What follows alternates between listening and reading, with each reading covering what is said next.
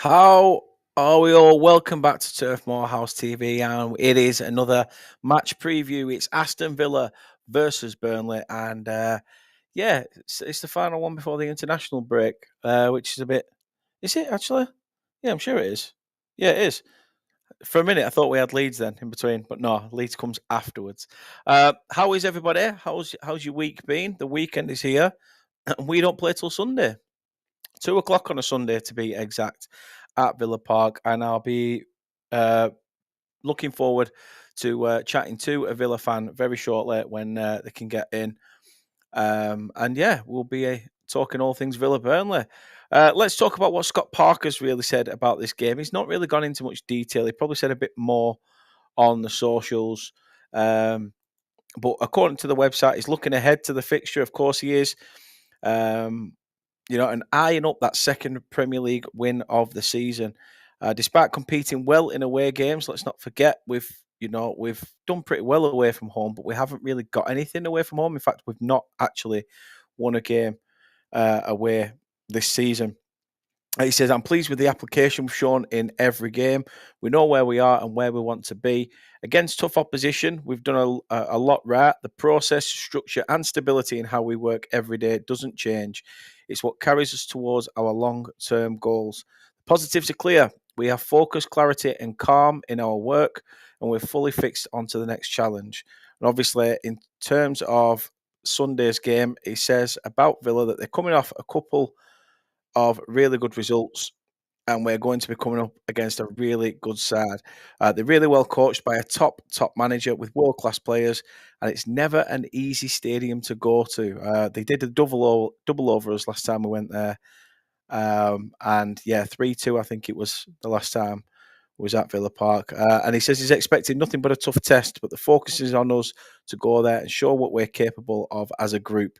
We won't be fearful, not for 1 second. We'll go there and give the best version of ourselves. And that's all we can do. That is all we can do. But if you can, please do drop a like. Also, subscribe if you can. Really do appreciate it. You guys have been phenomenal with the support. So please do keep supporting us, whether that's live or watching afterwards. And yeah, it really does help because I don't think YouTube's pushing the algorithm of lives at the moment. So I'm not entirely sure what will happen. But the main man's here. The main man is in. It seems we've both gone for the Adidas drip tonight. Here he is, the man himself. Rich, Hello, how you mate. doing? I'm all right. I'm just out. I'm out in my car at the minute, so I've tried to put the lights and that on, but if it's not bright enough, let me know. But It's we'll trust me, make mate. do. You're bright enough. Honestly, it now looks like they're one of them cartoons right now. Like you've got I an know. idea. Light bulbs come on. There we go. There we go. Oh, how's tricks? How's yourself? You all right? I'm good. I'm good. Very good. If you'd have asked, if we'd have done this preview maybe 2 weeks ago, I think I was in my rant mode. I was very angry, and I was thinking Villa were in a relegation battle. But now, a week is a long time in football. So a couple of wins later, and now it's all rosy again. It is. I mean, what a result yesterday. Obviously, you'll have watched that.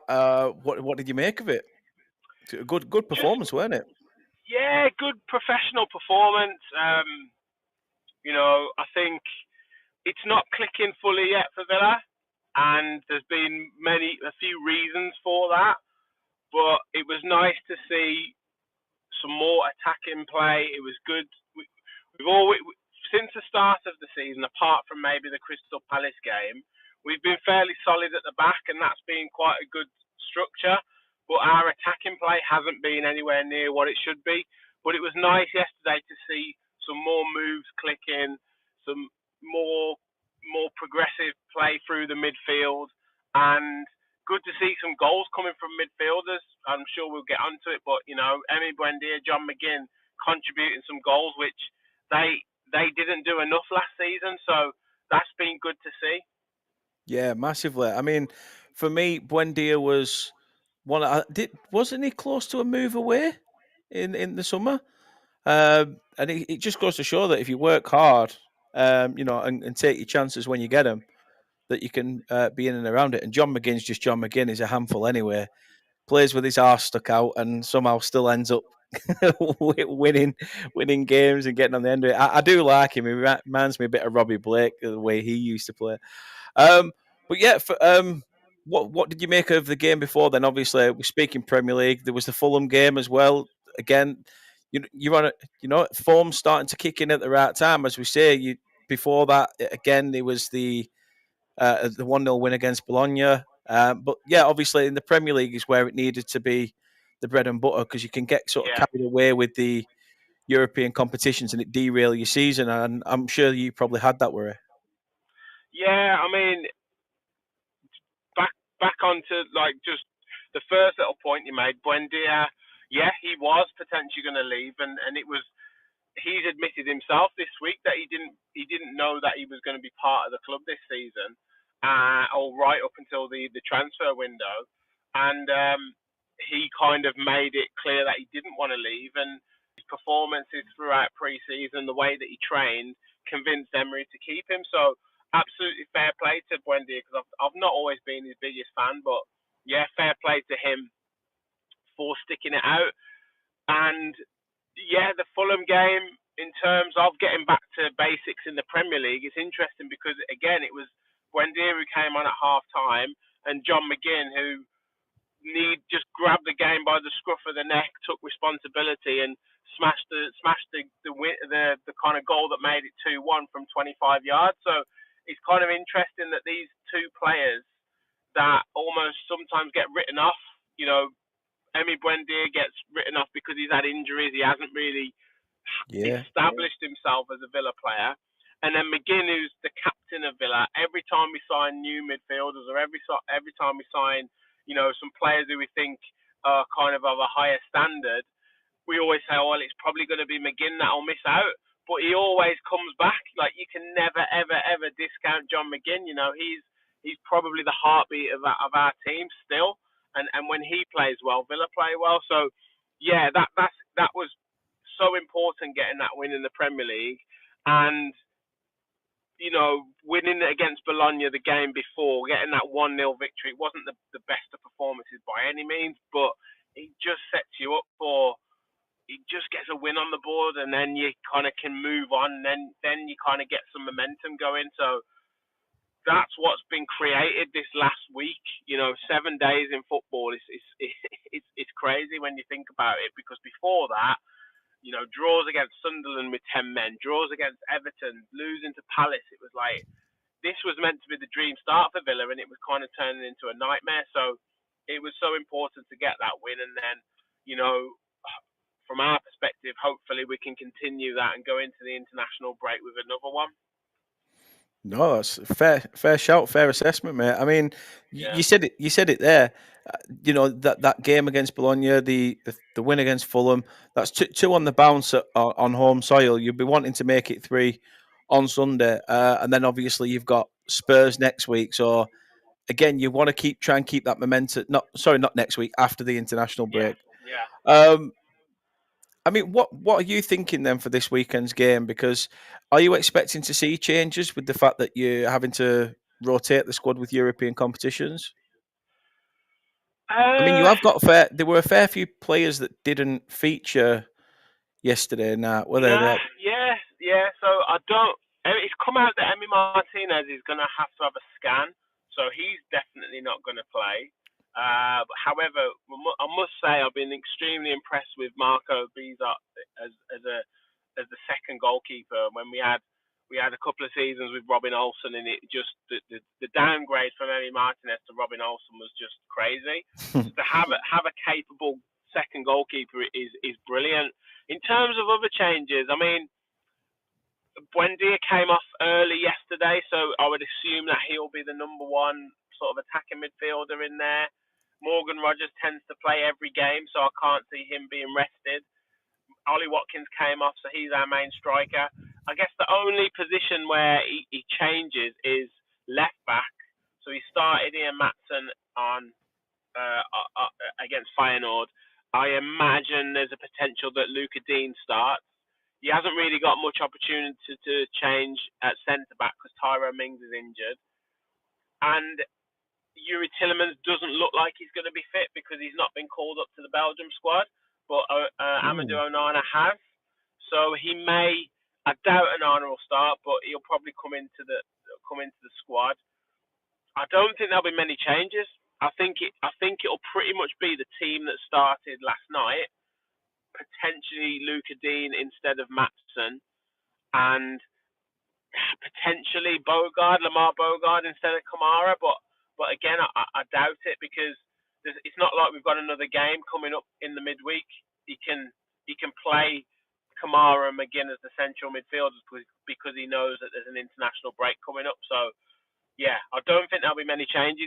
He's not a manager that massively rotates unless we were already qualified in the Europa League. Then he would make changes. He will keep a consistent side for much of the time. It's more about the bench. He'll probably have Jadon Sancho back. Harvey Yeah, Elliott will be on the bench. Daniel Marlon will be on the bench. Maybe Onana will be on the bench. So there'll be quite a strong substitutions that he can make. And you know yourself now, it's very often it's the substitutes that you make that win you the game as opposed to who you start, and it's important for Emery to have good players to come off the bench. definitely. Definitely. I said it earlier that obviously you beat us 3-2 in December of 2023 last time. Yeah. Burnley turned up at Villa Park. I think it says we've lost our last successive four league away matches at Villa Park. Oh no, sorry. We last lost successive away league matches at Villa Park in 1966, where we lost four in a row. So, obviously, I'm personally looking for that not to be the case. Yeah. Um, but apparently, you haven't won more. You haven't won more successive league meetings with us since 1900s. Since where you won five, you've won both of the last two. Um, so I don't know. Looking at stats and things like that, obviously the stats are in your favour. I think overall, head to head, I think you've won 54 times and we've won 41, 29 draws, something like that. Yeah. Do you know what? Right, Villa haven't done that well against newly promoted teams under Unai Emery, right? And for whatever reason, the tactics that a lot of the promoted teams employ, whether it's at Villa Park or at their own ground, it doesn't suit Emery's style because Yeah, he's very much we want to control the game, we want to have controlled possession, and then we want to quicken it up at certain times when we've got certain moves set up. But what a lot of the promoted teams will do is go, okay, well we're going to put two banks of four, we're going to get yeah, every man behind the low ball, block. and we'll just shut off all the passing lanes, and very often Villa will struggle to break that down. It becomes even worse if the the the opposition gets an early goal or gets a breakaway goal or a goal from a set piece or something, because then you've got something to cling on to and it's even more difficult to break down. So that's what's happened a lot of the times for Aston Villa against promoted teams. Like I think back to last season, we took 1 point off Ipswich all season. No, yeah, was it 1 point or maybe 2 points? We Yeah, drew. yeah, Oh yes, yeah, we drew with them twice last season, the game at Villa Park they had 60 minutes with 10 men. We obviously drew with Sunderland the other week. They only had 10 men. So you can take a lot of heart from that, and I'll go back to the game at Villa Park in 2023 when we won 3-2. That was a real difficult game, if I remember right, and Lyle Foster gave the centre backs a real tough game. So yeah, I expect it to be a difficult game. I think Scott Parker will set you guys up to be solid, which he has done since he's come into the club. But you can go into that game knowing on past experience that if you guys can get an early goal, have something to cling to, or even just frustrate Villa in terms of shutting the passing lanes down, that's where you'll have an opportunity, because you will have an opportunity on the break. There's no doubt about it. You will definitely have an opportunity on the break. So it's just how can you shut Villa off and capitalise on the opportunity that you get. That's the only problem I think with promoted sides is you've got to be clinical when it comes to those chances. Um, we've seen it many a games this year. I think it was the Forest game for me really infuriated me because it was it was a sort of fixture that we should have really took the game to them. But from 54 minutes onwards, we were pretty much happy with the point. We, Yeah. we was happy to just sit on that and rest on our laurels. And when you're making like for like changes and everybody in the stadium can sense Lyle Foster needed that extra support up top if we were going to try and get that second goal, and it just wasn't given. So I worry sometimes that we can be set too defensive, Mm. and then we are, we've got those creative players at right wing back or right back and left back. You've got Kyle Walker trying to play diagonal balls and Quillinshi Hartman, with pinpoint crossing at the moment, and we just need people that are able to finish off their moves. Like I said, the goal against Manchester City, I was shocked to be going in at half time there at 1-1. But our centre back clearly wanted to get in on the score sheet, so grabbed himself two OGs. Yeah, yeah, yeah, But yeah, it's the thing I have with this game is they always seem to be good encounters at Villa Park yeah. when we play each other. Mm. Where do we really need to look out for? Who's the danger man really that we need to try and keep quiet if we are to try and get anything out of this fixture? I mean, as it stands at the moment, it's got to be Emi Buendia. I mean, he's the one who's been our kind of spark in terms of our attacking play. Like, you would think it would be Morgan Rogers, but he's Yeah, been really struggling for form this season. It's only really been the last two games where he's been anywhere near like any sort of quality for Aston Villa. Like the first 5 or 6 games, you would not think he was the same player as last season. He was awful. So wow. it's needed someone like. But it's been really strange with Rodgers. Like whether he's not reacted very well to the Jacob Ramsey transfer, whether it's just that players are or the opposition are getting used to how he operates. But it's also been noticeable that when Pau Torres has come back into the side, instead of Tyrone Mings, Rodgers has started to receive the ball in the areas where he likes to receive the ball because Torres is so much better passing than Mings in terms of Yeah, seeing the pass quicker. It's not that Mings is bad with the ball or bad at passing, it's just the types of pass that he can play. So where Rodgers now is picking up the ball in those areas, he's starting to get some momentum running with the ball. It's just his decision making that he needs to improve. But yeah, it'll definitely be Buendia. Watkins has scored his first Premier League goal, and once he gets his first goal, he tends to go on a run of goals because he's a bit of a purple patch striker. So I would expect him to be somewhere to be getting chances, and I'd look at the bench because it just depends on who's fit. If Sancho and Elliott are on the bench, if Daniel Marlin's on the bench, if Ian Matson doesn't start and he comes on, I'll be looking at what changes are made as opposed to real danger men. Um, so that's kind of what I would say. I'd say Buendia at the moment is the most impressive of our attacking players. Watkins in terms of goals and being on his purple patch. How Torres in terms of those passes into midfield, the progressive passes, and then looking at the bench in terms of what changes could be made.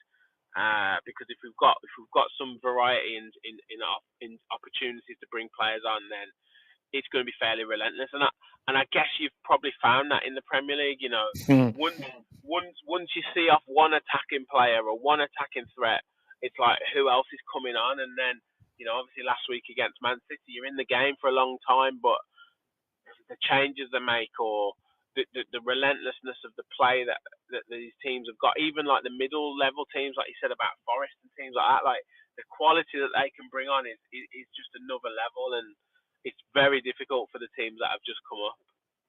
It is like you said there. We gave a good account of ourselves against City, and it was only afterwards we sort of tired and took our foot off the Yeah, gas maybe a little yeah. bit. Yeah, I dare say, and I'll even bring it up. I did a watch along for it, and then I said, "Oh, all those people that triple captain Erling Haaland, hang your heads in shame." And then 2 minutes later, he bagged, and I was like, "No, no, no." I was doing a goal bridge. I'm like, "Why did I say that? Why did I say that?" But you were saying there about how teams change and adapt. I mean, you've had that bit of a torrid start to this season, but it looks like the tide's starting to turn in Villa's favour. Where do you expect to be seeing Villa finish come the end of the campaign? I did when we did our season predictions on the channel. I think I put fifth, but I kind of revised that now just off the back of the start that we've had. And you mentioned it there. After the international break, we've got Tottenham, Man City, and then Liverpool. So that is going to be a real tough test in terms of getting any sort of result from that. So I'd like to see us finish. I think we can finish in the top seven. I think we're a good enough team to do that. I Easy, think we yeah. I think we can manage the Europa League. If I mean we've beaten Bologna and Feyenoord, and I'd probably say that they're two of the stronger teams in the competition on paper. So we've dealt with them quite well, and I think, like you mentioned about the squad and how we navigate Europe, we've been in it for two seasons in a row. I think we're used to kind of navigating it now in terms of the Thursday, Sunday, and all that sort of stuff. So I'd I, I- I'd settle. I'd 100% settle for a top seven finish in the Europa League win. That would be absolutely incredible if we could do that. I mean, I was just looking at my predictions from which I did pretty early, to be fair. But I had you guys in. You probably might not be able to see that. It might eventually focus, but I've Minute. got you guys in fifth. Yeah, yeah. So I had the similar optimism to yourselves about where you would finish in this campaign. And like I say, there's a lot can happen over. You said a lot can happen over 7 days. This is a nine I to know, 10 month I know. campaign. There's injuries. There's another transfer window. There's going to be sackings here, there, and everywhere. Um, it's mental. As a Burnley fan, I want to ask personally, what has the Villa faithful sort of thought of Ian Matson? Obviously, he used to play for us. Um, because when he came in, he was a little bit shaky. I think he gave a few goals away in Europe last year, where he was just not quick to react enough. What has he come on leaps and bounds this year? And that's a bit of a tough question actually with the start you've had. But has he come on Yeah, in terms as a player? he played more attacking for you guys, didn't he? Yeah, he played as left back, but then he sort of I think he always had the overlap. So when Anas Right, Sarori was sort of would come back and sit deep, or if he wasn't there, Nathan Teller would obviously be on that right, side potentially. right. So they try and alternate, but Yeah. yeah, No, he was good at getting forward. yeah. He was a bit like Patrice Evra, to be fair. He'd Yeah, barge forward and then never come back. yeah. Villa fans, I think, have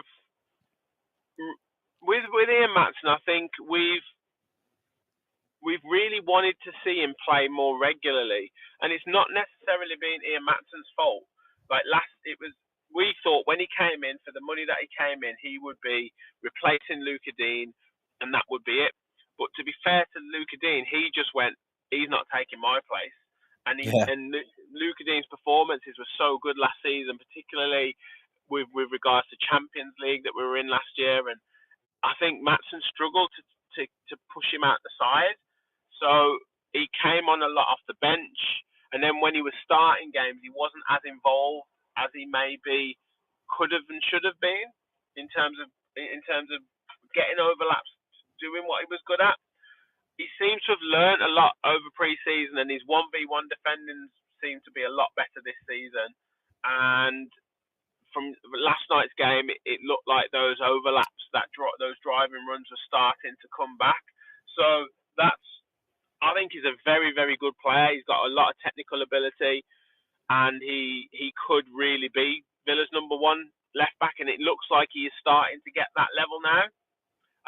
But a lot of players are like this with Unai Emery. Like, they take a season and a bit to kind of get used to his methods, get used to play exactly how he wants them to play. And this happened with Yuri Tillemans. It's happened with Onana. Hasn't quite hit the heights that we wanted him to. There's only a couple of players like Pau Torres, Morgan Rogers. Even it happened with. We bought him in the January, and then it was last season that he hit his strap. So it does happen. So really like Matson, can see the ability. It's just this season we want to. I think it's the time for him this season to take his spot as that number one left back. But No, yeah, fair shout. we've got two top quality left backs, to be honest. So it is a difficult one. Yeah, I can't fault it. Luca Dina's got class. I won't forget his goal for Everton against us Yeah. on Boxing Day. I took my stepdad. He was an Everton fan, and I had to sit there and watch us get beat 5-1 on Boxing Day. Wasn't the best. Wasn't the best at all. Speaking of what's best and things like that, and gifts, the transfer window. What did you make of some of the signings that you made? Because you left 2 deals till deadline day, wasn't it, with Harvey Elliott Yeah. and who was Jadon it? Sancho. Yes, Jadon Sancho. So what did you make of your summer window? I thought it was a bit panicked. In terms of the players, in terms of their pre-season, that was quite settled because the season before we had loads of players on international duty coming back at different times, and players coming back injured and tired, like Ollie Watkins and players like that. Whereas this time round, it was all the players were reported for pre-season training and were all there and ready to go. But it was like none of them knew whether they were going to be at the club or not, because it was one week, one day it was Martinez was going to be sold, the next day it was Watkins was going to be sold, the next day it was Morgan Rogers was being interested in. So that was quite difficult. And then when you layer in like PSR and the squad cost rules and all that sort of stuff, it was like we had to really wheel and deal with certain signings. So Evan Gesson was a good sign. I think he'll turn out to be a really good player, and he's starting to show what he can do. He just needs to improve his confidence. And then with Sancho and Elliott, I really like them as players, but it's probably going to take them a bit of time to get. Well, certainly Elliott's going to take him some time to get used to Emery's methods. But I do sense it was a bit of a panic situation because they were always available throughout the whole window. So why Yeah, did we wait till the last second to get them in? That's the only thing I think that's puzzling. That was puzzling. But they're both very good players. Were they exactly what Villa needed? Were they exactly what I wanted? Probably not. I think we've left ourselves short in the striker department, and we've probably left ourselves short in the right back department. That's where, and we're definitely short in the centre back department. I know we've got Lindelof on a free, but I would have liked to have seen a more progressive, a younger centre back come in. But at the end of the day, you can't really complain too much, and we'll see what happens in January. yeah, What fair about shout. you? What business did you guys do? I know you got Kyle Walker in, but what sort of business did you guys do? Yeah, so obviously Kyle Walker came in. We signed Quillinshi Hartman from was it Feyenoord, I believe. Okay, yeah, Um, he's he was one of them that when we signed him, I was happy as a pig in shit because I'd made that signing for Burnley on Football Manager about 4 years ago, and I was like, yes, yes, that's my doing. Um, so I was buzzing with that one. Signing a young 23-year-old from Lazio in Loom Chowner, who's been a revelation. I think that the big thing for us was shoring up the loan players from the Championship season. yeah, That's the one thing that I look back and under company we didn't do apart from Jordan Bayer. So when we actually captured Marcus Edwards, who, to be fair, has had apart from cup games, I don't think he's kicked a Premier League ball. If he has, it's been dying minutes just to pass the time. Um, but Jaden Anthony's been an absolute revelation this year. He's been Yeah, he's a good player. phenomenal. Um, who else do Dubravka. we? Yeah, Dubravka wasn't on loan last year, but again, what a signing he's been Yeah. on a free from Newcastle. Um, I had reservations about it because I thought his age, keepers, he's 36, 37. How's that going to pan out? The one signing that I will say, and Burnley fans can slate me and slag me if they want, but Armando Broja um, was a little bit, I was underwhelmed. Mm. This is a player that, don't get me wrong, he's 23 years of age. He has got the chance to turn his career around, but he's been in professional football for 5 years and scored 18 goals. Now, I know it's not always about getting the goals. You've got to, provide, drop back, play others in. But it's his injury record that really, That's really it. worries me. He's never fit. He's never fit, is he? And No. but yeah, we did our preview earlier, and we spoke about you guys on, I can't remember when it was, Tuesday maybe.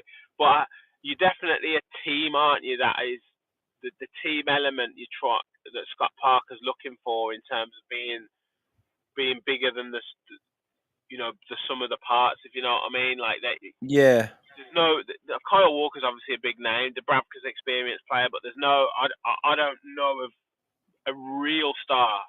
It's more about like how can they fit into the structure that he wants, and how can you guys come together to be bigger than what each individual is. I think what And Parker's sometimes done that is works. somewhat similar to what Sean Dyche said, which is that if you kick one person in Burnley, the whole town limps.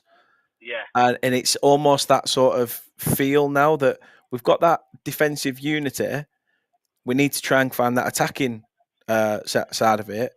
But I just feel that he's trying to build a team that will play for each other, not play Mm. for themselves. Where I think under Company, we had a bunch of players that wanted to play for Company and didn't give two shiny shirts about Burnley Football Club. Yeah, well, So I didn't like what Company did to you guys, and that, he's one of them managers. He's a bit like the Russell Martins of this world who just in it cutthroat. for themselves. Yeah, they're like, any manager worth their salt would have seen what was happening to Burnley in terms of the results that they were getting and gone, right, do you know what? If I really cared about Burnley, I would have shored up the defence. I would have made us really difficult to beat, and I would have tried to get a result by hook or by crook, because you can do that. There's Yeah, yeah, plenty of managers that have shown that they can do that. But he was selfish. He thought, you know what, I'm gonna keep this philosophy because it'll get headlines. It'll get me looked at by other clubs. And look, he got a job at Bayern Munich, so you can't knock it. But it's exactly what Russell Martin did at Southampton. It's like, but I don't know how they managed to get these jobs, because it's ridiculous to me. But yeah, I didn't like that. I didn't like that. Look at Kieran McKenna at Ipswich, and he kind of done it the right way. yeah. And hopefully, if you guys do end up, not being successful in the Premier League, you won't have done it it won't be off the back of like, a manager playing a ridiculous style of football that was never going to succeed, and at least it might set you up for longer going forward. Definitely. I mean, John's come in and said, I honestly think the players have dropped their heads after City. This will probably be relegation now. I'm so depressed. I hope I'm wrong. Don't be Uh, depressed, John. You've I got know more. You can't. I mean, the any City team, game was any a team free going to hit. Man City, yeah, any team going to Man City away is.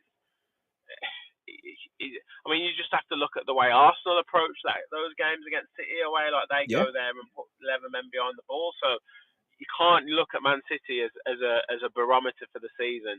You guys need to look at picking up the odd point here or there away from home and win it as best as you can, winning your home games. But most importantly, against the teams that are going to be around you. So the promoted teams, and then the likes of Wolves.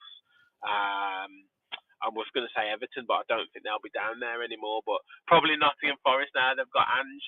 But yeah, those type of teams, West Ham, as it is now, like those teams you've got to be looking at picking up points from. You are going to get the odd beating. You are going to probably go on runs where it's like 3 or 4 without a win or whatever. But all you guys need to think about is hard to beat, win your home games, and by hook or by crook get somewhere around the 36, 37 points mark, and that's it.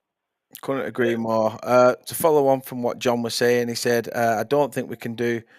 I don't think we do have the defensive set up because we just put men behind the ball, don't push out. So if the opposition are just having long shots every time and actually scoring, we don't then push out to get many goals. We need a more attacking mentality like Leeds and Sunderland. But to counteract that argument, John, Sunderland are up there and high up in the table, but they have played teams that they expect to be in and around come the end of the season.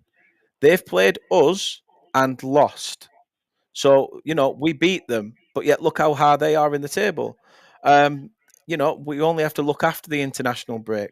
We've got Leeds at the turf, another very, very tough fixture, but on home soil. I expect us to really try and go for the throat, go for the jugular, and kill them off early doors.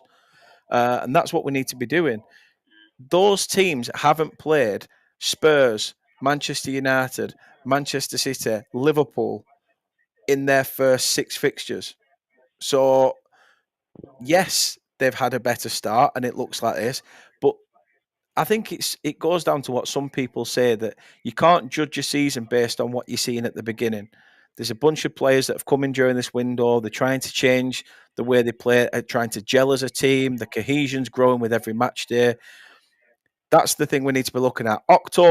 This October is a pivotal month for us. Starting with this game on Sunday, we've got this game, then we've got Leeds at home, then away at Wolves. So we're back over in in the Midlands come the end of the month. So it's going to be a big task before we then have Arsenal at the turf. But who knows? Who knows? It's going to be the page boy against the bridesmaid. So we'll see. We'll see. But no, Rich, I understand. Obviously, you're pushing for time and things like that. And you've not been feeling too clever. So I hope you get better soon, mate. But again, show people where they can tell people where they can show their support to yourself and Villa fans all about. Yeah. I appreciate you having me on as well. Good to be back on the channel, mate. Anytime. I know we was a few years ago back again when we were doing our shows and stuff when Burnley were back in the Prem. But yeah, Villa Park podcast. We do match previews, reactions, watch-alongs now. You name it, mate. We've got everything on the channel. So yeah, if you guys want to see a bit of Villa perspective, particularly from this game, and then obviously the next game, I think it's in May when we face Yeah, you. yeah. It's always a good away day. I love going to Burnley away. So yeah, if you guys want to jump over, then please do. We're just past 6,000 subscribers, so on the march to Smashing it. 10K. Yeah, so that's pretty good. I see you guys are nearly at 2K. So Nearly. make sure you support the channel here. But yeah, mate, been a pleasure. Been a pleasure jumping on. Thank you very much, and all the best for the season. Of course, after Sunday. Of course, after Sunday. Have you got a prediction for this game? I don't know. It's a tough one. Like I say, you've started to come into form at home. I wouldn't give a score. No, I am going to give a score. I'm going to say 1 apiece. I just think a point on the road is better than nothing. Oh, absolutely. No matter who you're playing. And to be fair, John said the same. John's just put 1-1. So fair play. But yeah, what's your prediction? What are you going with? I said on my channel, I think I said a 3-0 Villa win. Unfortunately, Woohoo! Go big yeah, or go home, I guess. yeah. I had Watkins to get another goal. I had Evan Gesson to get his first Villa goal, and then Morgan Rogers to get off the mark this season. So yeah, I think the Villa are going into this in quite determined mood, quite good form now after 3 wins in a row, and we're not conceding many goals. at the like even when we weren't playing very well. So that defensive solidity has been there. It's just been the attacking that needed to get motoring, and that seems to be starting to. So yeah, I think I'm pretty confident we can get a result. But look, like I said before, we haven't been great against promoted teams. Haven't been great against, particularly if you guys can get an early goal. So yeah, man, if you get a 1-1 draw, mate, I think that's a hell of a result. I will definitely take it. Definitely Yeah. take it. No, thanks again, Rich. Really do appreciate it. Like I say, please do go check out the Villa Park podcast. Amazing stuff that Rich is doing there and growing every day by the minute. So please do show your support and show your support to us on Sunday as well, because we will be doing a live watch along of the game from 1:50, I think. Yeah, 1:50 p.m. We'll be going live and covering the game and going through it. And hopefully it's going to end the same way the first half ended the last time I did a watch along against Man City. But you never know. You never know. But thank you very much for watching. Really do appreciate it. And if you're watching this on catch up, get your comments in. Let us know your prediction. Let us know how you think the lineup is going to be, etc. Get involved, and I will respond to every comment going. Let's try and grow this channel as well. I've been trying and trying and trying, and after having a 7-month hiatus to get my napper straight, um, everything's hopefully getting back on the up and things. But I can only do that with your guys' support. So please do keep showing that love and support. Until then, thank you very, very much. Really do appreciate it again. And yeah, we'll see you soon with another video. But it is hopefully another speck of our season where we actually get something at Villa Park. That's the one thing I'm hoping for. But again, Rich, thank you very much. And yeah, everybody take care. Have a good weekend. Until then, ciao.